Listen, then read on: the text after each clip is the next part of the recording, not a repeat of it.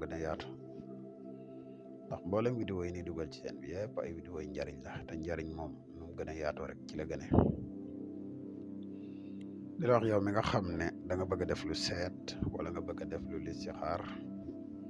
dañuy def seet à distance dañuy def tamit listixaar à distance moo xam nga nekk ci réew mi wala nga nekk bitim réew te bëgg ku la defal benn ci ñaar yi man nga ñu contacter ci numéro bi 77 684 28 28 77 684 28 28 bu dee da ngaa nekk Gambie ak li ko war contacter ñu ci numéro Gambie bi muy 220 238